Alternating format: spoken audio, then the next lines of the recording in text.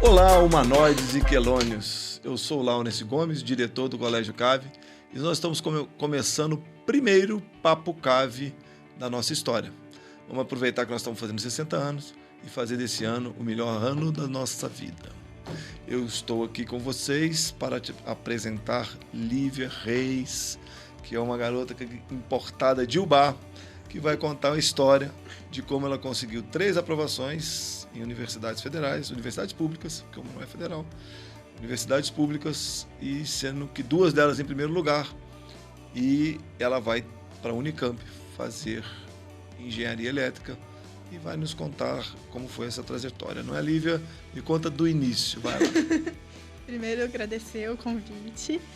Estou muito feliz de estar aqui. O CAVE é muito importante para mim, foi muito importante na minha história. Então, muito feliz de estar estreando o Papo CAVE. Tenho certeza que vai ser um projeto muito legal. Show de bola. Mas me conta, você veio de Ubá com 11 anos, não é isso? Com 11 anos. Em 2017, eu estava indo para o 6º ano. E você veio para estudar aqui, veio por quê? Quando eu vim, a minha mãe, ela passou num concurso aqui, ela veio trabalhar aqui, ela veio 1 ano antes de mim. Eu fiquei morando em Ubá ainda com meu pai 1 ano, e depois eu vim com ele para morar aqui por causa dela, mas acabou que foi uma oportunidade também em questão de estudo, sabe?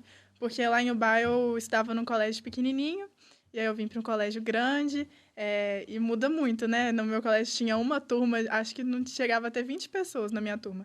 E lá eram acho que 4 ou 5 turmas de 40 pessoas. Então foi bem diferente. Você veio fazer o Fundamental 2. Fundamental 2. Aí você estudou no Santa Catarina, não é isso? Foi. Teve uma história no Santa Catarina e chegou um determinado momento que você falou assim, para onde vou? Eu fiquei 4 anos em Santa Catarina, até o 9º ano. E quando eu ia para o ensino médio, eu tinha vontade de fazer o ensino médio no Colune, que é o colégio de aplicação da UFV. Então, eu estudei meu 9º ano para fazer a prova, para ir para o Colune, só que eu não passei. Mas antes de receber resultado e tudo, eu já tinha vontade de trocar de colégio. Então, a Júlia Gassareto, minha amiga, sobrinha do Edgar, ela falou que ela ia para o CAVE, porque ela falava muito bem, o irmão dela já tinha estudado lá, e ela me falou do colégio, e eu fiquei interessada, na época eu fiquei muito animada por causa dos laboratórios. Eu achei muito legal ter laboratório e poder usar os laboratórios assim com frequência, sabe? Então, eu falei, se for para ficar aqui em Juiz de Fora, então eu vou mudar de colégio e vou para o CAVE. E aí eu fiz a jornada de acolhimento, na época era online, por causa da pandemia. E aí acabei não passando no Colune e fui para o CAVE. Sim, quando a gente decide mudar de colégio, na verdade com 14, 15 anos, 14, 15 anos você decide mudar de colégio. É uma decisão complexa, né? Passa pela família também. O que sua família achou? Assim, eu já estava muito determinada a mudar de colégio, principalmente por causa do Colune. Eu já tinha certeza que assim, podia até ficar em Juiz de Fora, mas no mesmo colégio eu não ia continuar. Então, eu falei com a minha mãe, a princípio ela ficou meio assim da mudança por conta da facilidade mesmo. Eu já estava estudando no colégio, já estava acostumada lá. Eu morava perto, já era tudo esquematizado assim. E aí eu ia mudar para outro colégio meio... Porque não teve muito motivo, foi mais que eu senti que eu precisava ir para outro colégio. Eu não passei por nenhuma situação difícil, não foi bullying, não foi nada. Eu quis mudar mesmo. Então, a princípio, ela apresentou uma resistência, assim, mas depois que eu expliquei, ela acabou acostumando, ela e meu pai também, e hoje em dia eles adoram o CAVE, eu acho que eu fiz certo de mudar mesmo. Não, eu acho que é complexo, assim, né? Como eu falei, né? Uma decisão dessa. E, assim, me fala, o que foi a maior dor na mudança? Olha, sair de um colégio que eu conhecia todo mundo, ir para um colégio que eu conhecia a Júlia, foi, assim, mesmo que ela seja, assim, minha melhor amiga, é difícil você não conhecer mais ninguém, assim, tipo, se ela falta, eu ficava assim, nossa, eu vou ficar perdida sem ela lá, né? E a questão de morar muito perto do colégio e o CAVE ser um pouco mais longe da minha casa e ter que fazer esse trajeto, foi uma mudança, assim, brusca, em questão de tempo, toda a minha rotina mudou, sabe? Então, foi mais nesse sentido, de rotina e das pessoas. E o que foi mais gostoso, assim, na hora que você... Não vou falar assim no primeiro dia, porque é complicado falar do primeiro dia. O que foi mais gostoso, assim, na mudança? Não, nem olha para trás também de tudo, porque senão você vai falar os 3 anos. Não, foi ali, naquele momento ali. O que falou assim, olha, ai, tô bem, é aqui que eu me encontrei. No primeiro dia de aula, eu estava na época das bolhas ainda, né? Tava saindo da pandemia ainda, então a gente revezava, né, as turmas e tudo. E no primeiro dia, no primeiro intervalo, a gente subiu para o quinto para jogar peteca. Eu e o pessoal da minha turma e tudo, a gente estava jogando peteca e você estava subindo, assim, para dar oi pra gente. Eu fiquei morrendo de medo com a peteca, porque, assim, não era uma coisa no meu outro colégio que podia fazer, sabe? De ficar jogando peteca, assim, e eu, no mínimo, tomar a nossa peteca. Então, eu fiquei meio apreensiva, assim. E aí, você chegou e foi brincar de peteca com a gente. Eu fiquei super chocada no dia, assim. Eu contei para as minhas outras amigas, assim, que ainda estavam tentando. Eu falei, gente, o diretor jogou peteca comigo hoje no intervalo. E aí, eu fiquei super chocada, assim. E foi o meu primeiro momento de choque, assim, nossa, mudei de colégio, é que realmente é diferente, não são outras pessoas, outras regras, outro tipo de educação mesmo, sabe? E aí foi a primeira vez que eu tive a certeza, assim, que eu estava indo para o colégio certo, porque até então, na pandemia, acabava que era aquela coisa, aula online e tudo, eu gostava dos professores, mas eu não gostava de aula online, então eu não tinha essa certeza que eu tinha feito a escolha certa, sabe? Legal.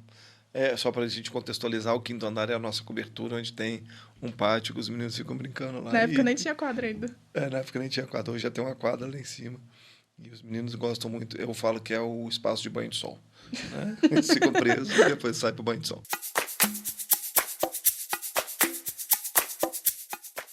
Mas vamos lá. Você deixou o bar, veio, fez trajetória no Santa Catarina, depois entrou no CAV. Me conta um pouco do que você enfrentou lá nessa parte. Que a gente começa o primeiro ano, né? Só para contextualizar também. A universidade aqui faz um programa seriado de aprovação, né? PISM, que chama Programa de Ingresso Seriado Misto. Então, você faz uma prova ao final do primeiro ano, uma prova ao final do segundo ano, uma prova ao final do terceiro ano, onde essa soma vai te dar a aprovação. Então, para o PISM, os meninos já começam a ser, vamos falar assim, sacrificados desde o primeiro ano. Como é que foi essa jornada de primeiro ano? O que você faria diferente? Olha, meu primeiro ano foi online, por causa da pandemia. A parte, né? Até outubro, né? Até setembro. Foi até outubro, mas é a maioria, né?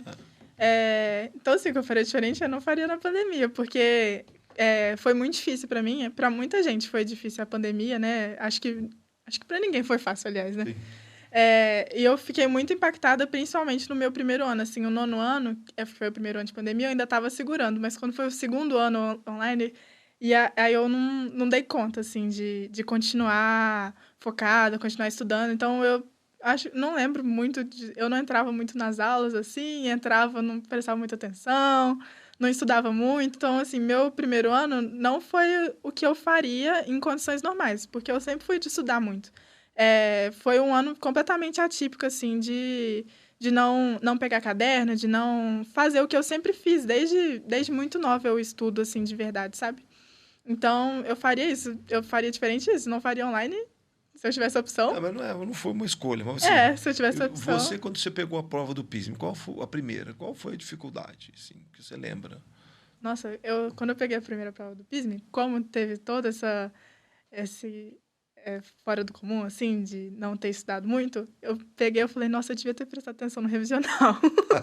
Que eu vi a questão, eu falava, nossa, eu lembro do Lenilson falando isso em sala de aula, nossa, eu lembro quem dava aula? Era o Chiquinho falando isso em sala de aula. E aí eu arrependi de não ter prestado atenção, porque o meu revisional foi presencial, e mesmo assim eu tava meio ainda, com problemas, assim, meio abalada, assim, por causa da pandemia, então eu não aproveitei muito o revisional e arrependo muito disso.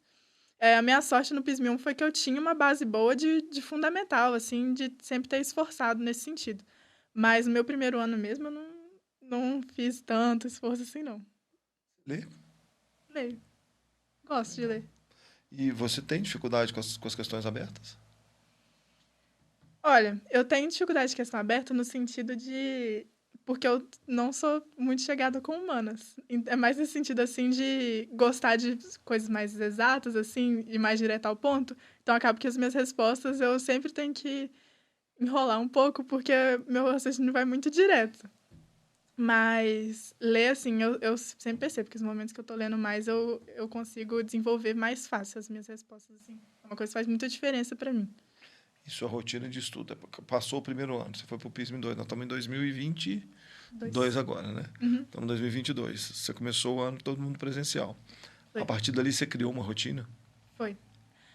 Eu nunca fui de ter horário de estudo certinho, no sentido de, tipo... Até a Cláudia sempre ajudou o pessoal que precisava a fazer um horário de estudo e tudo, mas eu nunca gostei, porque nunca deu certo para mim. Eu nunca conseguia falar assim, hoje eu vou estudar história, sendo que eu estava precisando estudar biologia, sei lá. Então, eu nunca gostei de horário de estudo. Mas eu sempre tive rotina no sentido, tá, vou almoçar, vou chegar em casa, e aí eu vou estudar até... Eu sempre estudei da hora que eu cheguei em casa até as 9.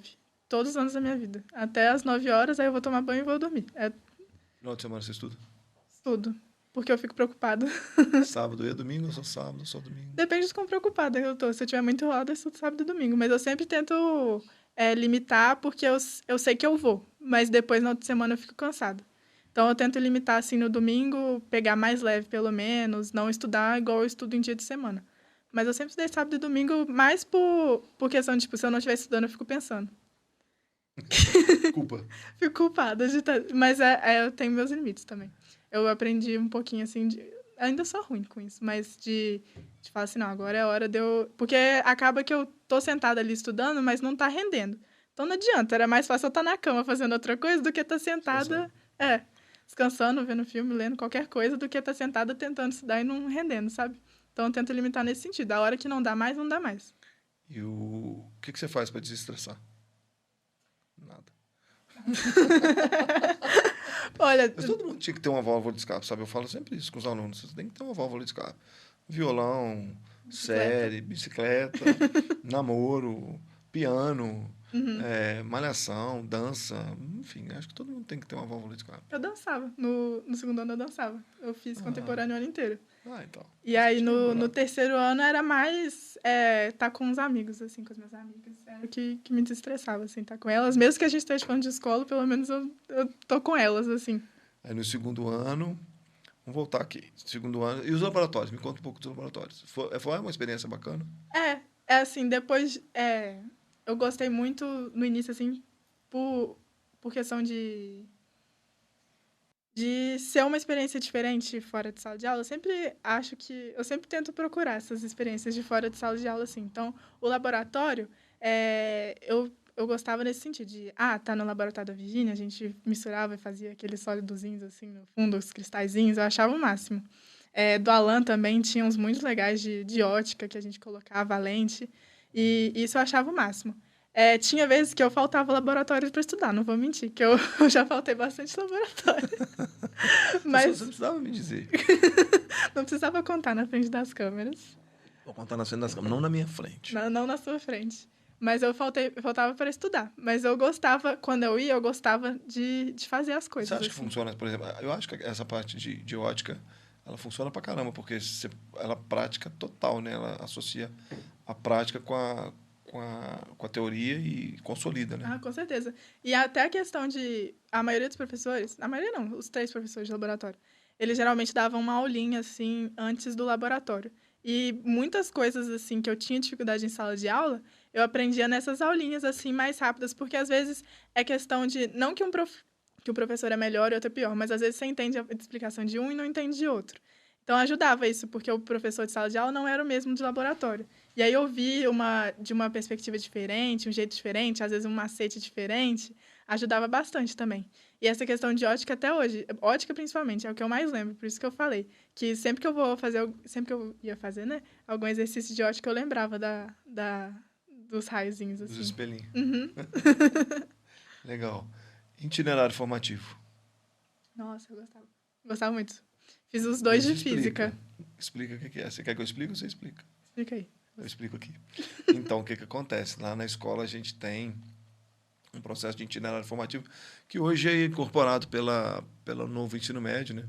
mas a gente já vinha com esses projetos trabalhando antes do novo ensino médio acontecer, que eram projetos conduzidos pelos professores com um grupo menor de alunos fora do horário de grade curricular normal, né? Então, cada ano tem um projeto diferente, cada disciplina tem um projeto diferente. Hoje nós temos ao todo 24 projetos de itinerário formativo que acontecem ao longo do ano e culminam na apresentação final, que acontece na Semana CAV, né? Então, me conta do seu projeto de tutoria. A gente chamava tutoria antigamente, hoje é itinerário formativo. Eu não aceito chamar de itinerário, eu chamei de tutoria até o final. A minha primeira tutoria foi com a Alanzin, e a gente ia fazer a história das invenções. E era online ainda. E foi, assim, o Alan foi o primeiro professor. Eu acho que um lado legal também da tutoria é para você se conectar mais com o professor. Eu sempre tive amizade com os professores, mas o primeiro que eu tive foi o Alan por causa da tutoria.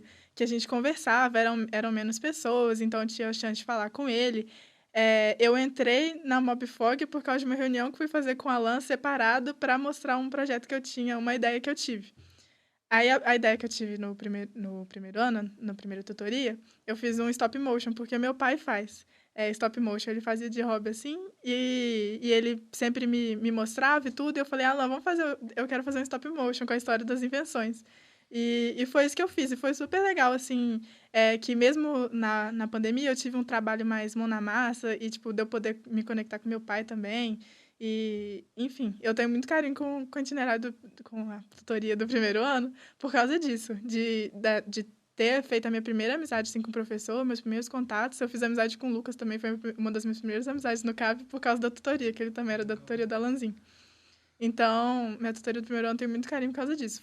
Foi um alívio, assim, na pandemia, sabe? A gente faz um pouco dessa... A tutoria nasce... A ideia da tutoria nasce quando a gente monta o ensino médio, ela nasce exatamente dessa conexão professor-aluno, que a gente tinha... O CAV é uma escola muito acolhedora, é uma escola de proximidade, né? Não é uma escola grande, é uma escola de número, é uma escola de alunos, e cria essa proximidade. Mas a gente buscava mais um pouco.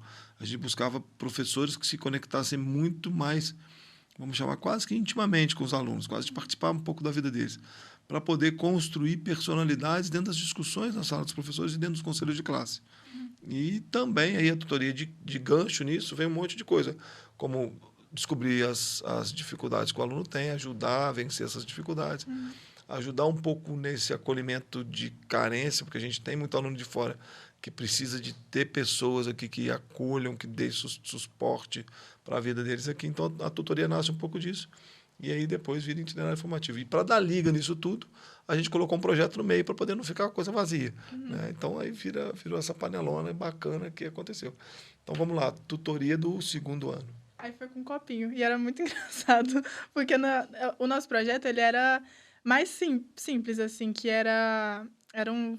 Não era forno, forno solar, era fogão solar. Que a gente colocava uma lupinha numa antena, assim. Numa parábola. E aí ficava bem quente mesmo. Não lembro quantos graus que dava, não. Mas como era um projeto simples, a gente fez em uma aula. Nos outros a gente conversava muito com o copinho. E era muito engraçado as coisas que o copinho falava. Nem pode falar na frente das câmeras. Não, isso é censurado. Isso é censurado. Vai ser cortado. Mas foi uma outra experiência. Foi diferente, assim. Porque foi presencial, também era diferente por causa disso. Então, tipo, a gente conversava mais. O copinho também. A gente teve aula de fusão e fissão nuclear, algumas coisas... coisa de energia mesmo, que a tutoria ela era sobre energia. Alternativo, né? E aí... Só que aí a gente meio... óbvio, as pessoas que estavam na tutoria... Se eu for citar os nomes aqui, você vai entender por que a gente não conseguia focar. Começando por Lucas Valente. Não dava. A gente ficava conversando com o copinho, rindo com o copinho. Heitor? O Heitor, eu não sei. Eu acho que ele não tava. Mas ele sempre ia gente lá. Tipo, o Bastu sempre ia também. Então, acabava que a gente ficava rindo com o copinho. Mas era bom também. Legal.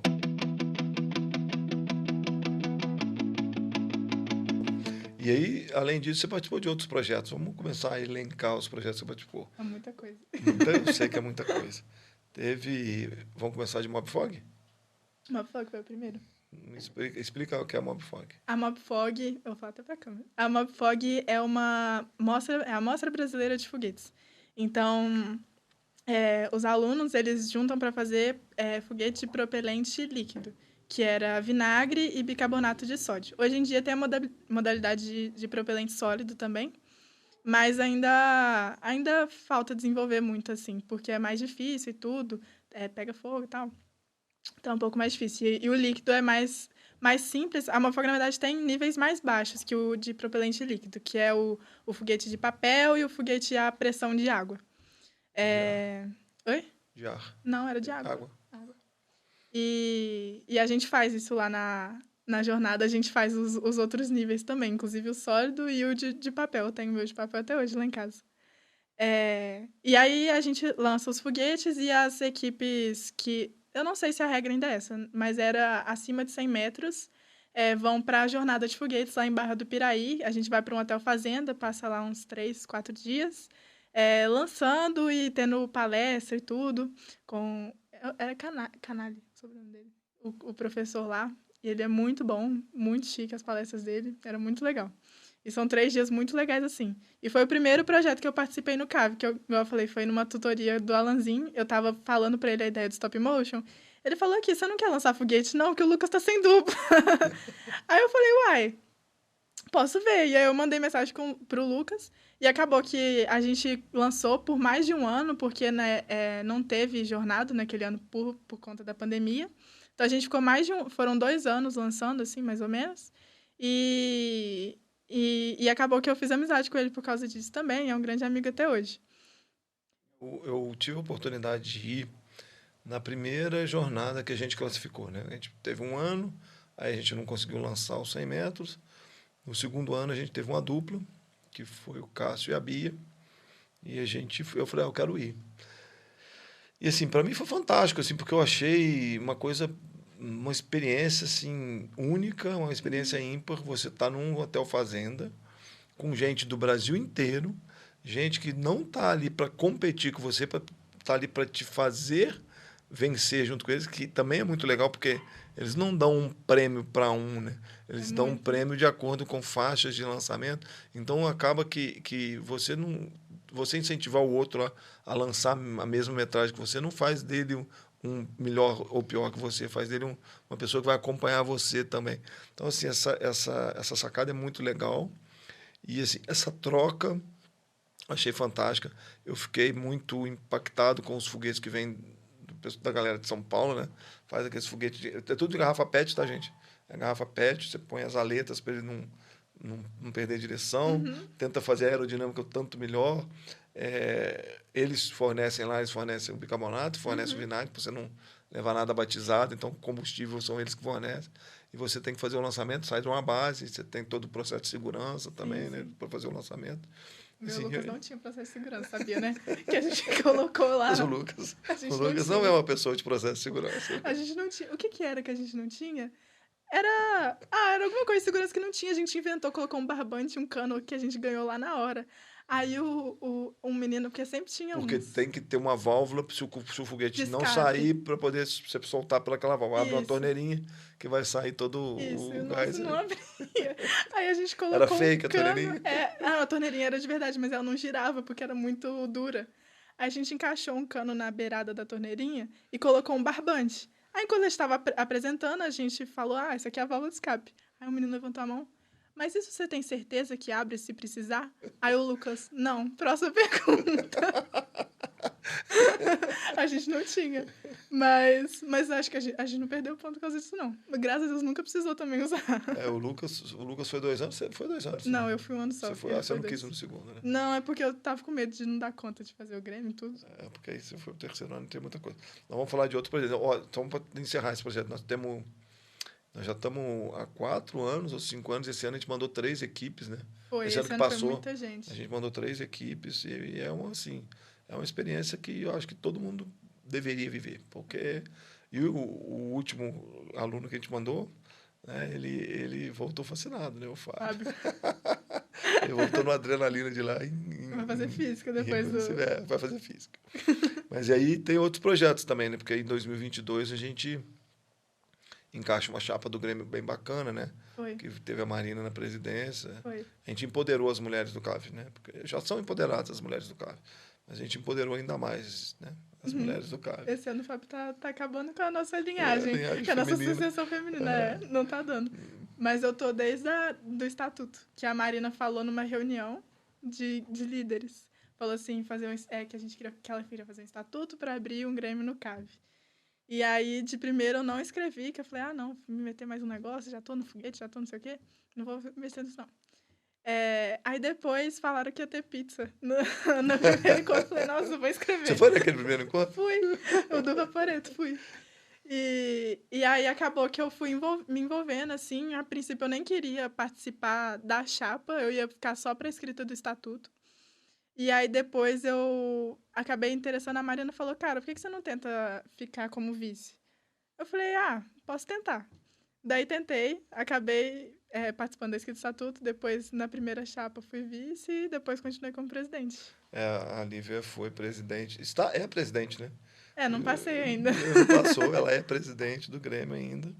E me conta, assim, o Grêmio, quando eu estudei, né, era uma condição política, né? Era uma condição política até pela construção que eram as escolas da época, né? Eram as escolas mais fechadas, mais, vamos falar, sisudas, né? Uhum. E o Grêmio fazia aquela oposição, fazia o contraponto para tentar romper pequenas ordens ou pequenas leis que existiam na escola que os alunos, de repente, já estavam enxergando como ultrapassadas e a direção não enxergava tão como ultrapassadas assim. Mas, enfim, era um movimento político, um movimento estudantil político que eu valorizo demais. Eu acho que você sabe disso, você é presidente do Grêmio, eu valorizo muito a independência do Grêmio, de como vocês constroem. E acho fascinante o CAV ter a oportunidade de ter grêmios ativos nos últimos 2 anos e grêmios que eu tenho perfeita segurança de entregar ao colégio, como a gente entrega na mão de vocês, Uhum. e vocês conseguirem construir eventos, construir coisas com responsabilidade, com dedicação, com carinho à escola, com tudo. Mas, enfim, me conta aí o que você enxergou politicamente, o que o Grêmio te fez crescer? Olha, essa questão do Grêmio ser uma instituição política já foi muita discussão entre a gente mesmo, como chapa, assim, entre o pessoal da chapa, porque a gente não aconteceu, assim, da gente reivindicar alguma coisa muito grande, assim, porque sempre que a gente abria, né, ouvidoria e sempre pediam quadra, era quadra interclasse. Na nossa ouvidoria só tem interclasse. Então, nunca aconteceu da gente precisar brigar com vocês, assim, discutir com vocês a coordenação, porque a maioria das regras é o que o pessoal espera, assim. São regras básicas de escola, nada que limite muito a gente. Então, nunca questionaram, assim, pode, lógico, né, nos próximos anos, pode acontecer de alguém questionar alguma regra que, de fato, não faça mais sentido, mas até então nunca foi uma reivindicação pra gente, assim, de mudar alguma regra, de mudar alguma coisa. O que pediam pra gente era, faz uma semana de interclasse, coloca tal esporte no interclasse, só isso, aumenta a quadra, esse tipo de coisa que pediam pra gente. Então, o nosso cunho político, assim, acabou que não ficou tão forte por isso, porque não teve demanda. Não foi porque a gente não quis levar pra frente, porque a ouvidoria sempre teve aberta. Mas nunca teve uma demanda grande. O que pediam também era trocar as carteiras, e agora trocou. Pediram ar, acho que pediram ar também, agora já tem. Então, o que pediram não era nenhuma regra, assim, era mais esse tipo de coisa. Então, acabou que o nosso cunho político ficou mais fraco. Mas o que a gente tentava fazer, já que não tinham demandas diretas, era fazer eventos que a gente achasse que podia contribuir, assim, e deixar mais leve o dia a dia do pessoal. Então, a gente trabalhou na Festa Junina, teve o Correio do Amor, teve o leilão, tiveram muitos eventos legais, assim, que era mais para interagir com os alunos e fazer um dia legal, assim, um dia diferente. Você chegar na escola e não ser só mais um dia de aula, sabe? E isso eu sentia muito lá no CAP, porque direto tem alguma coisa, assim, que você nem tá esperando numa quinta-feira. Igual que dia que foi no ano passado que a Ju tava fazendo... levou aquela orquestra lá, era uma quinta-feira, assim, do nada tinha uma orquestra lá no CAP. Eu fiquei, gente, só aqui mesmo. Mas assim, eu tenho no Grêmio uma admiração assim, profunda pelo trabalho de vocês, dessa coisa de encampar. Eu entendo essa questão política, porque uma escola igual a nossa, que tem essa leveza de escola, né, você acaba tendo esse tipo de reivindicação, esse tipo de reivindicação estrutural que a gente sempre tenta atender, sempre tenta estar jogando com elas, mas eu tenho profunda admiração pelo que vocês construíram e que às vezes a gente não enxergava e vocês mostraram. E eu cito como exemplo o acolhimento, né? O acolhimento veio o ano passado de uma ideia da Marina, né? Que era presidente então, e para receber os alunos novatos, entendeu? Que a gente não tinha essa prática, né? Então os alunos novatos chegam antes na escola, normalmente um dia antes, né?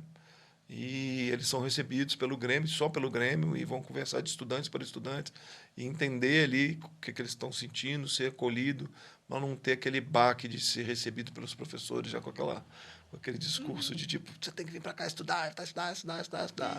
Pismo, tá chegando, tá lascado. Os meninos chegam, saem chorando da escola. Mãe, lá, eles só pensam em matar a gente. Aí não, eles já chegam esse ano, por exemplo, nós fizemos um acolhimento, teve uma menina do 8º ano que os pais dela me encontraram e falaram assim, essa menina já está indo para a escola com um monte de amigos, porque ela participou do acolhimento e já cresceu um monte de amigos. Então ela já estava indo para a escola com um monte de amigos. Então não era mais uma pessoa que ia ficar sozinha, né, na escola, né? Mas tem mais realizações do Grêmio. Cavimundi.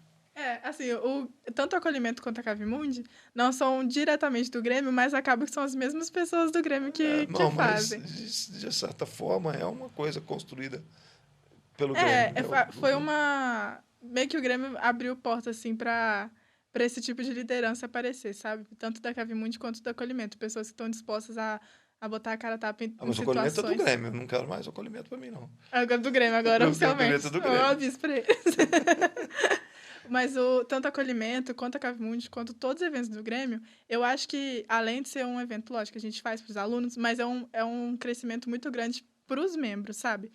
Quando a gente faz o acolhimento, tem o treinamento dos facilitadores e dos cofacilitadores, e e a gente aprende muita coisa, aprende muito como lidar com o outro, aprende a lidar com sentimentos. Tipo, a gente se prepara para todas as situações. A gente até ria, assim, que no final a gente fazia protocolos absurdos, assim, de coisas que poderiam acontecer. Será Acho que que alguém vai querer é, bater em alguém aqui dentro?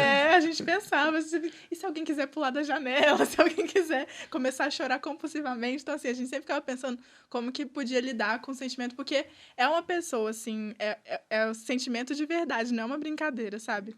Ela tá chegando e ela tá num ambiente novo e ela vê, mesmo que sejam pessoas da idade dela, ela vê como se fosse uma autoridade, assim, como se fosse alguém acima. E o nosso trabalho é, tipo, se colocar no nível dela, acolher e falar falar que ela pertence àquele ambiente, que ela é importante para aquele ambiente ainda como aluno novato. Porque uma coisa que a gente pensava muito é assim, a questão de pessoas veteranas, assim, entre aspas, a gente já tem relação com os alunos, tem a relação com os coordenadores, com os professores sabem o nome, sabe quem é a história, muitas vezes sabe quem é pai, quem é mãe, e quem é aquele aluno, e o aluno novato, muitas vezes ele se sente meio sem lugar, assim, tipo, pô, todo mundo já tem seu lugar estabelecido, todo mundo já tem suas relações estabelecidas, e eu tô chegando aqui de gaiato, não conheço ninguém e eu não tenho importância, eu sou o zero à esquerda aqui da escola. E não, é que agora eu tô com Falou. calor veterano. O novato, ele tem um lugar tão importante quanto o veterano, que é a pessoa que vai renovar o colégio, vai fazer as coisas pelo colégio, tanto quanto os alunos que já estão lá há mais tempo. Então, era uma preocupação, assim, realmente os sentimentos e fazer eles se sentir importantes, fazer eles se sentir visualizado. Questão de a gente sempre se preocupava muito em saber o nome de todo mundo. Tinha plaquinha, mas às vezes saber o apelido, o nome que a pessoa gosta de ser chamado, o nome social da pessoa, que às vezes acontece também. Aconteceu esse ano. Saber a história de onde vem, por que mudou, se foi uma mudança difícil. É importante lidar com essa mudança, dar esperança para a pessoa, né? Falar que no CAV pode ser um lugar diferente, uma situação diferente, enfim. Então, a gente aprende muito com essas situações, porque eu acho que em nenhuma outra situação da minha vida eu precisei tanto saber lidar com os sentimentos de outras pessoas. E a gente cresce emocionalmente quando faz um evento tão grande. Ano passado, o maior que teve, com certeza, foi o workshop de profissões, que era gente pra caramba que a gente tinha que lidar, muitos palestrantes, inclusive você que palestrou lá, muitos palestrantes, muita coisa para organizar, e mudança de sala, e faz post, e o palestrante não pode mais, tem que arrumar outro em cima da hora, e não combinou o que ele tem que falar, e não sei o quê. Foi muita correria o workshop, foi muito difícil, e eu acho que eram 11 palestras, cada uma tinha três palestrantes. Então, tinha 30 palestrantes, vamos colocar assim. Que a gente tinha que lidar só a gente, pessoas mais velhas que a gente, e organizar e administrar o horário de cada um também. Então, assim, isso é uma coisa que fora do Grêmio, com certeza, eu não teria aprendido, sabe? Administrar tantas pessoas ao mesmo tempo. E não vamos falar da Cavimundi. Da Cavimundi? Eu gosto muito da Cavimundi. Eu também gosto da Cavimundi. Você sabe que eu me emociono com Cavimundi. Eu tenho até medo de conversar aqui e começar a chorar. Você sabe que eu choro. Chegou lá e começou a chorar. Eu choro. Eu fico emocionado porque não é qualquer escola, nem é qualquer grupo de pessoas que consegue esse movimento tão harmônico, tão com sinergia entre as pessoas, né? Então, eu acho que isso é uma vitória de vocês. Mas conta o que é a Cavimundi. Vou chorar antes de começar a falar. Deixa você falar. A Cavimundi é uma Moon é uma simulação da ONU. Então, é mini ONU, a gente conhece como mini ONU, Moon. E é um evento que vão alunos, estudantes, para discutir sobre temas da atualidade. Então, vamos supor, ano passado a gente falou sobre crise do Iêmen, ano retrasado a gente falou sobre Talibã, a gente já falou sobre sistema carcerário, temas realmente polêmicos, assim, entre aspas, que estão ali acontecendo realmente na atualidade, problemas reais, e a gente tenta resolver eles na medida do possível, propor coisas, medidas, pensar realmente por 2 dias sobre esses problemas. Então, as pessoas se separam em temas, né? Temas e órgãos. No caso, pode ser a Assembleia Geral das Nações Unidas ou pode ser a Câmara dos Deputados. E as pessoas vão interpretar o papel que ela escolheu, assim. Então, por exemplo, se você está na Assembleia Geral das Nações Unidas, você vai ter que interpretar um país, se posicionar de acordo com o seu país. Então, se o seu país é um país mais conservador, você não vai concordar com propostas mais radicais. Se o seu país é um país realmente que é mais revolucionário, assim, que propõe coisas mais inovadoras, então você vai ter que propor essas coisas inovadoras e ir contra os países que não querem isso. Ou se for a Câmara dos Deputados, que é um tema mais delicado ainda, se você é um partido de direita, você vai ter que se posicionar de acordo com os valores da direita. Ou se você é da esquerda, você tem que se posicionar de acordo com os valores da esquerda. Isso é muito legal porque muitas vezes você é uma pessoa, por exemplo, de direita e está como um delegado de esquerda. Ou você é de esquerda e está como delegado de direita. Você é totalmente contra o Talibã, mas você é o Talibã. Então, assim, muitas vezes você tem que sair da sua zona de conforto e você aprende muito com isso. Então, é muito legal. Você como delegado, que você, além de você aprender sobre um assunto novo, você aprende sobre posicionamentos diferentes do seu, assim. Eu sou o maior fã, espero que isso se propague por muitos anos. A gente tinha, né, uma que a gente chamava mini ONU, né, mas ela era interna. Então, quando chega 2022, o Grêmio, na verdade a Marina, vem com a ideia de abrir para outras escolas. Se não me engano, no ano passado foram quantas pessoas? 100 pessoas? 90? Foram 80, eu acho, 80 pessoas. 80 pessoas, acho que tinham 30 do CAV, né? Tinha muitas escolas, agora eu não vou lembrar os dados direitinho. Se não me engano, posso estar errado no número, mas acho que eu acho que eram 90, eram 30 do CAV, 60 de outras escolas, acho que de 15 escolas diferentes, de 5 cidades diferentes. Eram 5 cidades. Eu acho que eram, 15 escolas mesmo. Eram de pessoas de muitos lugares, isso também é super legal, porque às vezes a gente via muitas amizades nascerem ali da Cavimundi, eu vi muitas pessoas que, assim, por ser de outra escola, não conhecia tudo, e se conheceu por conta da Cavimundi. Acho que teve uma menina que conheceu o namorado na Cavimundi, na primeira Cavimundi, ano passado, eles estavam lá namorando já. E a Cavimundi traz pessoas que já estão fazendo faculdade, né? Porque vão ser os chefes da situação, né? E às vezes delegado isso, também, né? Da faculdade. Então, isso vai se propagando. Eu acho uma coisa maravilhosa esse projeto. Eu sou o maior fã. É, Eu acho que vai ficar para sempre, enquanto eu estiver lá, né? é. Mas a Capimundi é muito legal mesmo. E o que você... Ano passado você ficou muito emocionado quando você chegou lá e viu que tava tudo quietinho, todo mundo dentro de sala de aula, tipo, e não tinha ninguém mandando ninguém pra sala de aula, né? Para mim, o meu fascínio é como alguém entrega uma chave de uma escola para um bando de garoto, tudo bando no bom sentido, tá, gente? Bando usando a intimidade que eu tenho com eles. Uhum. Para um bando de garotos e recebe a escola. Na verdade, a gente entrega a chave para os meninos, chave mesmo, eles têm acesso a qualquer parte da escola, eles vão lá para dentro e a escola é deles, literalmente deles. E a gente coloca lá um porteiro, uma pessoa encarregada da limpeza para poder ajudar a limpar e eles usam a escola e te devolvem melhor do que entregou, entendeu? Então eu acho isso. Dá pra gente acreditar na humanidade, né? Quando a gente vê uma coisa dessa. A gente É, acha que o mundo tem jeito. é muito legal mesmo isso de estar só a gente lá e só a gente, tipo, tocar o sinal e falar, gente, vamos pra sala voltar a fazer a simulação e todo mundo tá bom, beleza. E todo mundo vai pra sala, assim, todo mundo faz o papel que precisa, porque quer e porque que acha importante, que dá valor para aquilo. É um evento de alunos para alunos, guiado por alunos, igual você falou na cerimônia de encerramento, e todo mundo se conecta com o projeto, se conecta com o outro. A gente não teve nenhum problema, assim, em nenhum sentido, nem de relação, nem em questão com espaço, assim, todo mundo respeitou muito, tanto o colégio quanto o evento e quanto as pessoas que estavam lá, porque a gente que era do secretariado, que estava coordenando, assim, por alto, é da idade de quem estava lá, ou às vezes até mais novo, e ainda assim, todo mundo se respeitava muito, então realmente a Cavimundi é um evento, assim, ímpar. Eu sou muito Sou fã uma fã. também. E assim, e quando a gente fala, é incrível, porque a gente fala, vamos falar que o número foi 90. Tinham 30 da escola. Então tinham 60 que não eram da escola. E esses 60 podiam falar assim, pô, esse espaço não me pertence, né? Não tenho nada, não tenho nenhuma conexão com esse espaço. E criaram conexão com o espaço, não pelo espaço, mas pela ideia, pela acolhida e pela sinergia. Eu acredito muito nisso, essa questão de sinergia. E a gente, aproveitando que esse ano a gente está falando de uma temática que a gente está... Uma das coisas que a gente está abraçando esse ano é de educação criar laços, né? E eu acho que cada coisa que a gente vem conversando aqui são laços que foram criados, né? Hoje dos menininhos, dos pequenos aos grandes, te conhecem como Lívia do Grêmio, né? Uhum. Então, que dia que foi que aconteceu essa mudança de ser a Lívia Reis para passar a ser a Lívia do Grêmio? O Heitor. O Heitor eu não vi. Lívia do Grêmio.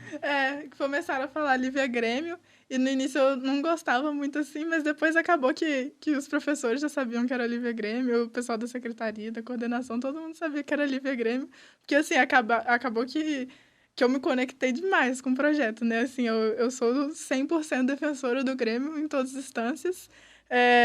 E eu gosto muito, eu sempre estava indo nas salas e tudo para dar recado do Grêmio, no grupo de turma e tudo, sempre mandava mensagem falando do Grêmio e acabou virando Nivea Grêmio. Mas ó, e o jeito que ela tá rindo aqui, chora também, tá? Choro. Qual foi o momento que você lembra de ter chorado, assim, de desespero total? Teve uma vez que eu quis sair do Grêmio, né? Ah, eu lembro. Você lembra? Eu tava Você viajando, tava né? viajando, mandei áudio falando, nossa, não quero mais, vou sair. A gente para tudo, tem que falar. Peraí. Tá. Nossa, chorei. Aí eu chorei, ligava. Aí eu fiz uma reunião com o Grêmio, chorei com o Grêmio. Aí eu mandei áudio pra você chorando. Mandei mensagem pra Úrsula chorando. Aí eu falei, gente, depois da festa junina eu vou sair, não tem mais como, tô cansada.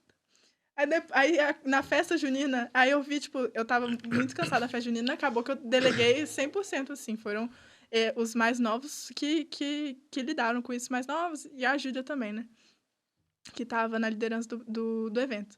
E aí eu vi eles trabalhando tudo assim, eu falei, gente, que bonitinho vocês, muito bonitinhos. E agora eu tô vendo eles, né, que é questão de mudar a presidência, eles vão mudar o estatuto e tudo. E eu fico encantada, assim, porque mesmo que sejam pessoas da minha idade, é tão legal ver que uma coisa que eu passei, que a Marina me passou e que eu fui passando, e que tá sendo passado até os mais novos, e que, assim, dá esperança, tipo, nossa, realmente vai ficar. Porque o medo que eu e a Marina a gente tinha muito era da gente sair e acabar, sabe? Se a gente que realmente acreditava no Grêmio e depois que a gente sair, ninguém mais botar fé no projeto, enfim. E eles botam muita fé no projeto, eles acreditam muito que realmente faz diferença, e é muito legal ver, assim, que uma coisa que começou tão pequenininha, porque da reunião inicial do Grêmio, daquela do Vaporeto, só tinha eu e a Marina que continuamos, de fato, no Grêmio, e o resto tudo foi renovando, sabe? Então, um projeto começou pequeno, assim, que foi crescendo, que já afetou tantas pessoas, que já conectou tantas pessoas, que já realizou tantas coisas, assim, é muito legal de ver. E bateu lá embaixo nos pequenininhos. E bateu lá no mini Grêmio. No mini Grêmio. No mini Grêmio. Vai sair, tem que sair. Mini Grêmio. E que eu vou só contextualizar aqui. As meninas do 6º ano vieram me procurar porque que elas não podiam participar da chapa do Grêmio. E porque eu sou a partir do 8º, né? Sou a partir do 8º que participa da chapa do Grêmio. Então elas vieram me procurar, 2 cisquinhos de gente, assim, falando por que não pode.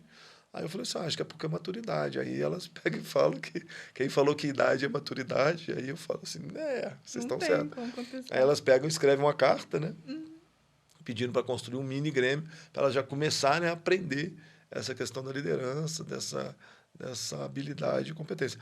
Que eu acho que, eu acredito muito nesse modelo de educação de hoje, de você criar habilidades que a minha escola não criou, né? De você conseguir criar essas habilidades de saber ouvir, de ter empatia pelo outro, de ter escuta pelo outro, de ter liderança, de resolução de problema, de crise, de choro. Então, assim, isso tudo te transforma, né? Te faz uma pessoa mais empoderada, né? Ah, não, com certeza. Até o pessoal, tipo, da minha família reparou muito, assim, que de antes do Grêmio e depois do Grêmio, que eu mudei muito em questão de resolução de problemas, eu era muito mais tímida do que eu sou hoje. Eu acho que há 2 anos atrás eu jamais estaria aqui fazendo esse podcast, não em questão nem por não estar no CAV, mas assim, que eu não teria coragem de vir aqui e falar sem roteiro sobre as coisas que eu vivi, sobre as coisas do CAV, enfim. Então, assim, me mudou em muitos sentidos e eu acho que todo mundo do Grêmio, eu sinto, assim, as meninas, principalmente as que entraram no Grêmio no 8º e agora estão no 1º ano do ensino médio, nossa, elas mudaram demais. E é visível, assim, é o quanto que elas mudaram nesse sentido de conseguir fazer os projetos, de conseguir desembolar tudo, elas desembolam tudo sozinhas, assim. Se você pedir para fazer qualquer evento, elas conseguem fazer por conta própria, desde dos 8º ano é o quê? Dos 13 anos de idade. Então, assim, realmente é chocante. Pessoas que, assim, da minha idade, que eu não fariam de forma alguma o que elas fazem, assim, com a qualidade que elas fazem. Vamos dar uma virada de 180 aí. Olimpíadas. Nossa, fiz muito. Quais que você fez? Conta aí. Eu fiz o NHB, Que de é História, NHB? Olimpíada Nacional História do Brasil, feito pelo Unicamp. Vocês foram até? A gente foi até a semifinal. Só faltou a fase presencial, porque é muito fechada. Acho que são 200 pessoas só na fase presencial. E começa a Olimpíada com o quê? Muitas mil pessoas. Então, assim, a fase final mesmo é muito fechada e só da gente ter chegado na semifinal foi demais, assim. Apesar de eu ficar triste que a gente não foi pra final presencial. O que você acha que faltou? Então, assim, sem querer criticar, mas os critérios que eles avaliaram, o trabalho final, a gente odiou, assim, os critérios, porque era meio como se a gente estivesse fazendo uma redação do Enem sem saber quais são as competências. Porque eles cobraram coisas do nosso trabalho que não avaliavam ele qualitativamente. Porque o nosso trabalho, no caso, a fase final da UNHB, são 2 fases juntas, a 5ª e a 6ª fase. Na 5ª fase, você vai produzir um texto do gênero do ano, do tema do ano, e na 6ª fase você vai corrigir trabalhos dos outros. Então, na nossa edição, que a gente foi ano passado, o tema do ano era indígenas e o gênero era plano de aula. Então, a gente produzia um plano de aula sobre a questão indígena. E a gente gostou muito da nossa aula, os professores gostaram muito da nossa aula, e a gente achou que realmente estava muito bom, que dava para passar para a final. E os critérios, quando a gente foi, que a gente só descobre os critérios na 6ª fase, quando a gente vai corrigir os trabalhos dos outros. E aí os critérios eram muito quantitativos, não dava para você saber se a aula era boa ou não. E como você não sabia quais critérios iam ser avaliados, você não tinha como acertar. Assim, não era nada que dava para imaginar, assim, muito. Então, a gente é meio contra, assim, a nossa reprovação. Eu acho que a gente merecia ter ido pra final, sim. Quantos eram? Era em trio, a Olimpíada de História é em trio. Quem que foi? Ficou você? Era eu, a Manuela Facchini e a Júlia Gasparito. Bacana. Que mais? Outra? Eu fiz a... Mas a NHB eu sou muito fã, é muito boa. Apesar da crítica, afinal, ela é incrível, assim, aprendi muita coisa. Fiz a Canguru, que também é muito legal. Você medalhou na Canguru? Medalha. Não lembro qual medalha que eu ganhei. Acho que era prata, cobre, não sei. Bronze. Pronto. Bronze, cobre. Não lembro. Acho que era uma das duas. A Canguru ela é bem legal também, que tem várias questões. E a questão da Canguru é Canguru porque você pode pular as questões. Então, você não necessariamente precisa fazer todas que tem. Você vai fazendo as que você sabe e conforme as questões vão ficando mais difíceis, elas valem mais pontos. Então, as primeiras questões, elas valem 1 ponto só, são questões mais triviais. E você vai indo para o final da prova, as questões vão ficando mais e mais difíceis, então você demanda mais tempo, mas ao mesmo tempo elas valem mais pontos. Então, você faz uma escolha ali do que você consegue fazer. É uma questão mais de estratégia, assim, e saber a matemática para a Olimpíada mesmo. É muito legal, eu gosto muito da Canguru, acho genial a proposta deles. Legal. Outra? A OBMAP, O BMF você fez 2 vezes, né? eu faço o BMAP desde o sexto, eu fiz a desde o segunda sexto. fase 3 vezes, uma vez no 7º ano, outra no 1º ano do médio e agora no 3º ano. E aí no 3º ano consegui uma menção honrosa. Punk, né? Eu gosto muito do BMAP também. Adoro fazer as provas do BMAP. Quem gosta de matemática é uma delícia fazer, assim. Física você fez? Não, Astronomia. também não fiz. Não fez astronomia? Não, eu fiz a UBB, de biologia. Também não gostei da UBB. Da UBB eu não gosto. Eu achei ela... Você fez ciências, não? Não, porque caiu no dia da Cavimundi. Queria muito ter feito. Aí eu fiz a UBB, só que a UBB tem a primeira fase, não lembro quantas questões são. Acho que eram 20. E ela é legalzinha, assim, questões tranquilinhas. Só que aí você passa para a segunda fase e eram 50 questões. Cara, eu não lembro o tempo, mas eu lembro que cada questão você tinha 2 minutos para fazer. E era um nível de cobrança absurdo, que nem se eu tivesse todo o tempo do mundo eu conseguiria resolver aquelas questões. Imagina com 2 minutos. Aí eu achei a prova despropositada, chegou no meio, eu falei, não, tá muito mal feito, não gostei. Aí eu saí marcando e fui embora.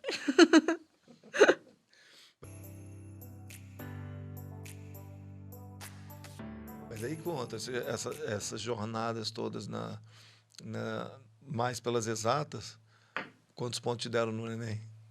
No Enem, foi 43, de 45. Você errou 2 questões no Enem, que foi também que te jogou lá em cima, né? Foi. Mas a redação você fez bem também, né? Fiz, tirei 960. Nossa, muita luta, muita Vanessa, tá? Porque eu era ruim demais. Na primeira redação que eu fiz pra ela, eu fui reler depois do... Quando já tava na reta final, assim, e nossa senhora, a Vanessa fez milagres na minha vida. Você só foi pegar na redação no 3º ano? Não, eu fiz desde o 2º ano, porque eu era muito ruim mesmo. Aí eu falei com a minha mãe que eu queria começar no 2º ano pra no 3º não ser um problema tão grande assim. Aí eu fiz com a Vanessa os 2 anos, mudei muito e de escrita, não só na redação do Enem, assim, tudo, questão aberta, com certeza melhorei muito por causa da Vanessa, assim, das aulas de redação para Enem. Para a Unicamp eu precisei também, né, fazer questão aberta. Fiz redação para a Unicamp também, apesar de ser diferente. Então, assim, mudou muito. E eu gostava muito das aulas da Vanessa. Sou suspeita de falar, sou fã dela. Mas essa construção de toda essa elaboração, ela começa no 2º ano? Foi no... Mas, assim, Mas no primeiro... Desde o primeiro você já sabia o que você queria? De curso? Não, eu decidi esse ano. Eu sei. Decidi no último momento, assim. Contra a minha vontade. Contra a sua vontade, que você queria que eu fizesse civil. Queria que você fizesse civil. Mas não, foi o Cacau. O Cacau não foi o culpado de você fazer. Foi o culpado desse erro aí. Mas você sabia que você era exatas, né? Mas eu insisti um pouco em outras coisas. Eu achei por muito tempo que eu queria arquitetura. Aí depois, quando eu falei assim, não vai dar, né? Não fiquei arquitetura, Aí eu falei assim, não, engenharia. Aí até eu decidi elétrica, aí demorou, porque eu primeiro achei que eu ia fazer ambiental. Aí depois eu fui civil, aí depois eu falei, não, ambiental. Aí depois eu falei, não, civil. Aí depois o Cacau falou elétrica. Eu falei, beleza, então é elétrica. Mas, olha só, toda essa construção pelas exatas te leva a uma paixão pela matemática, né? Assim, se eu pudesse, se não fosse pela questão de ter que trabalhar depois com matemática, e eu não tenho vontade de dar aula e tudo. Se não fosse por isso, eu teria feito matemática, que é o que eu gosto mesmo. Você chegou a olhar o curso do IMPA, né? Olhei. O IMPA é o IMPA, Instituto de Matemática Pura e Aplicada. isso, no Rio. Eles estão montando a primeira graduação deles, não é isso? Isso. E eu interessei muito, foi até o Fábio que me mandou para fazer. E aí eu falei com o P2, o Cacalo, e o Grisa também, eles ficaram super animados e tudo. E eu também achei muito legal a proposta deles, porque eles vão trabalhar com 4 frentes, né? Você pode trabalhar com a matemática pura, você pode trabalhar com a matemática com aplicação em física, matemática com aplicação em ciência da computação e matemática com ênfase em ciência de dados. Me falaram muito que era legal Essa e que eu te tudo. falei para você fazer, né? Só que, como é a primeira turma e tal, não...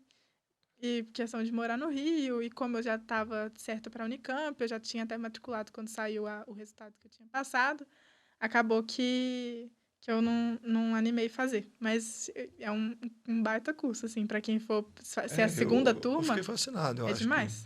E assim, você sabe a minha paixão pelas exatas também, eu sou engenheiro de formação, né? Hum.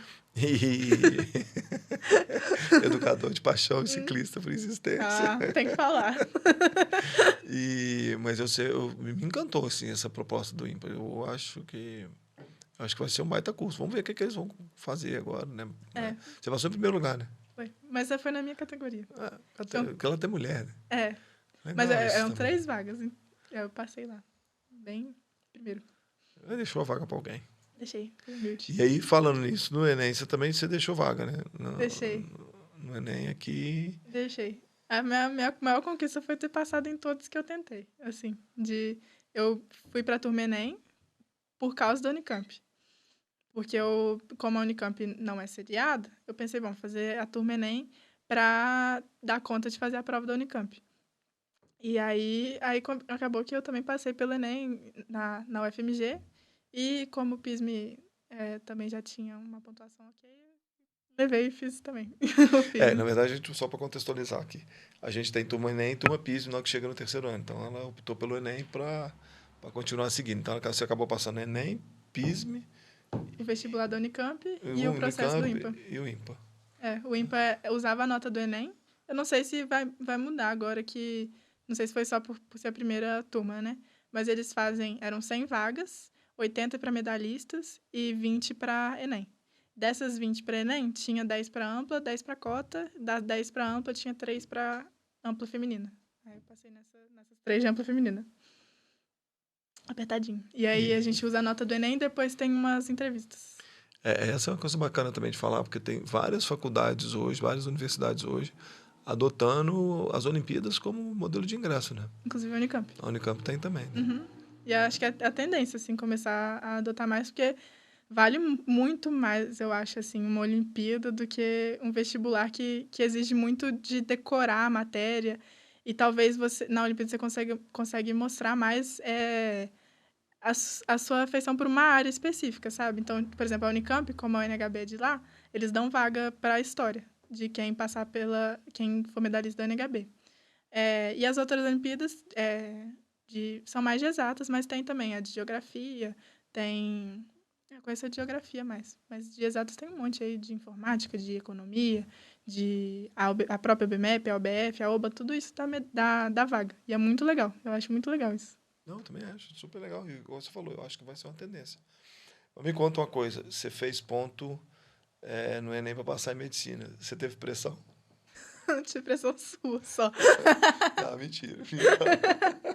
Não, mentira, mas quando eu falei a minha nota, assim, pra minha família, para minhas amigas, todo mundo falando, por que você não coloca medicina só pra tirar foto?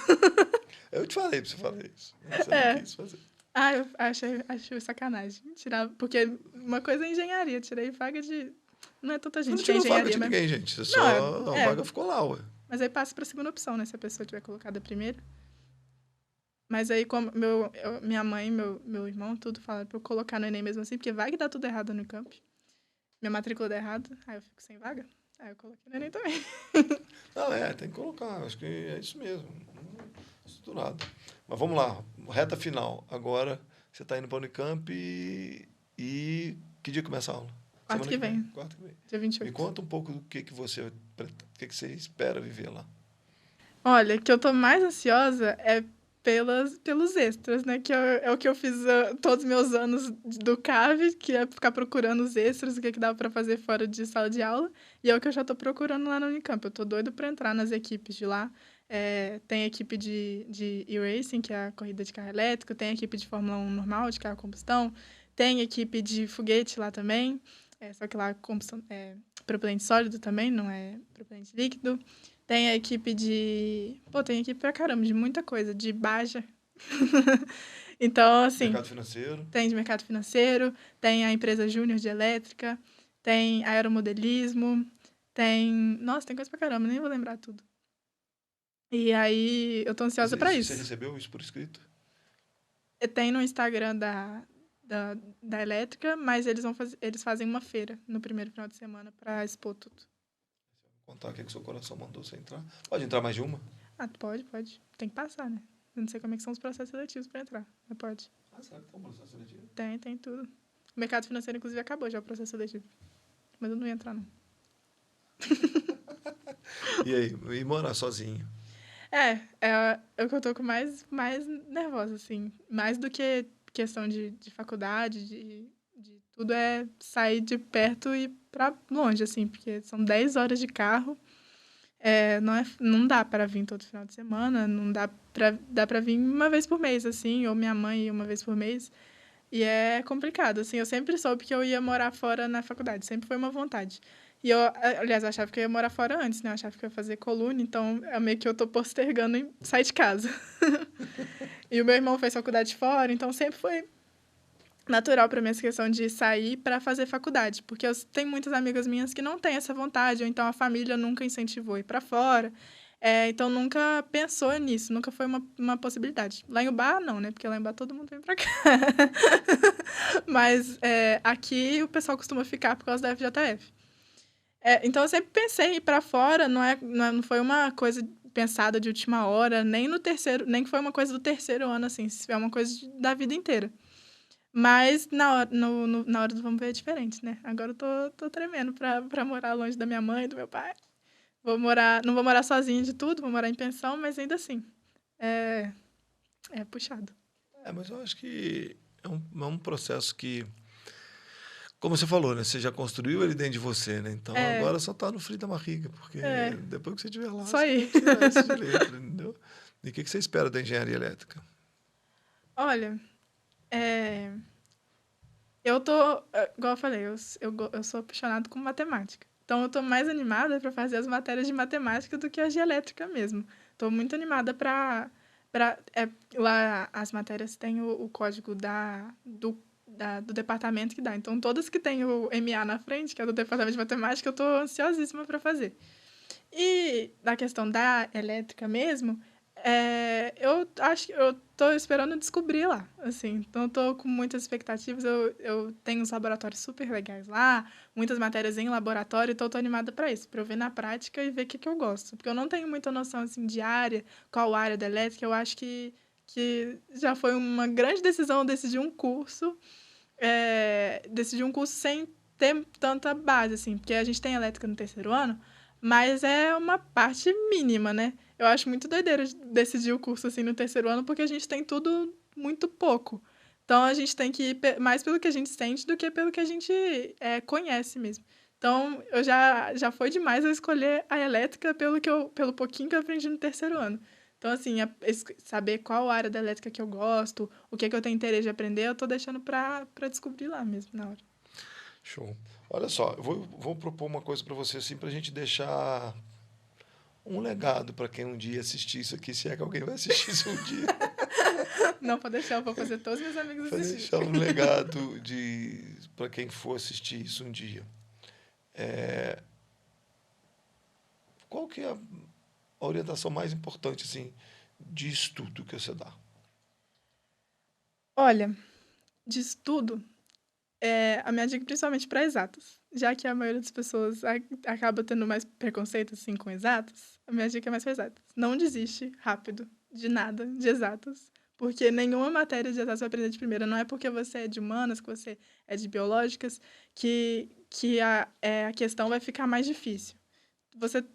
Todo mundo, independente da área, tem capacidade de aprender qualquer coisa da área de exatas. Só que muitas vezes, por você não ter afinidade, a pessoa acaba desistindo muito fácil de uma questão, de uma matéria, por ser difícil. Mas até quem tem afinidade demora com todas as matérias. Eu acho de exatas, algumas mais, algumas menos, mas demora a aprender, ninguém acerta de primeira.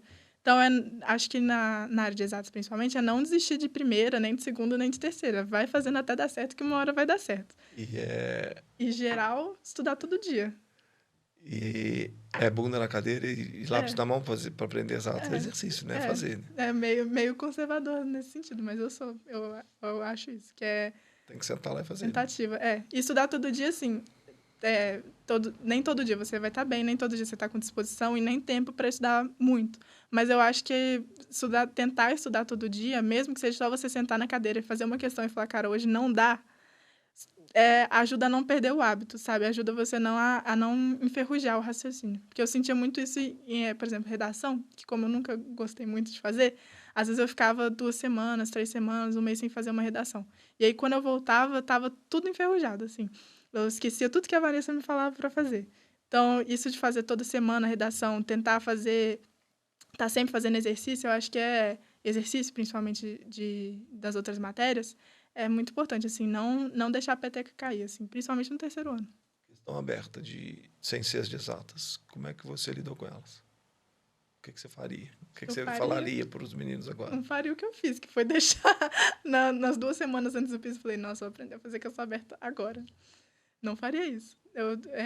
Assim, os professores, no CAV, assim, principalmente, né? Os professores têm muita disponibilidade para corrigir redação. Bom, corrigir questão. Então, tentar fazer o máximo e dar para os professores corrigir. Quem é da turma de humanas, né? Porque separa nas aulas de tarde para o pessoal de humanas, exatas e biológicas. Então, quem é de humanas e quem é de biológicas, eu acredito, os professores costumam muito corrigir em sala, porque os meninos falam, eles costumam corrigir em sala e estar disponíveis. E quem não é dessas turmas PISM também, eu sei que eles estão sempre disponíveis, porque eu já dei muita questão para o professor corrigir. Então, eu acho que é treino, tanto fechado quanto aberto, é treinar e não desistir, assim, tá? Nós estamos em Juiz de Fora, a gente foca muito PISM, foca muito Enem. Quem quer fazer FUVEST, quem quer fazer Unicamp, o que você fala? Faz. Porque o pessoal desanima muito de fazer esses vestibulares por ser diferente, e é diferente. Eu falava com a minha mãe, assim, que eu sentia que cada vestibular que eu fazia era uma matéria completamente diferente, porque o vestibular cobra tão diferente um do outro que parece que não tá falando da mesma coisa. Mas eu acho que é pegar e fazer as provas da universidade. Então, você vai fazer Unicamp, pega as provas antigas todas do Unicamp e vai fazendo, da mais recente para a mais antiga, e vai fazendo, vendo o que você errou, procura resolução. Principalmente esses vestibulares mais famosos, tipo a Convest e a FUVEST, tem muita coisa no YouTube, muita aula no YouTube, então, de resolução de questão. Então, acho que esse é o caminho mais fácil, assim, que foi o que eu fiz. Só assistindo resolução de questão, pedindo ajuda para os professores do CAV também, eu pedia muita. Enche muito saco os professores para resolver questão para mim. E é isso, é treinar mesmo. Legal. Eu acho que a gente falou pra caramba, eu acho que a gente pode dar uma finalizada, que eu acho que a gente já está estendendo muito tempo.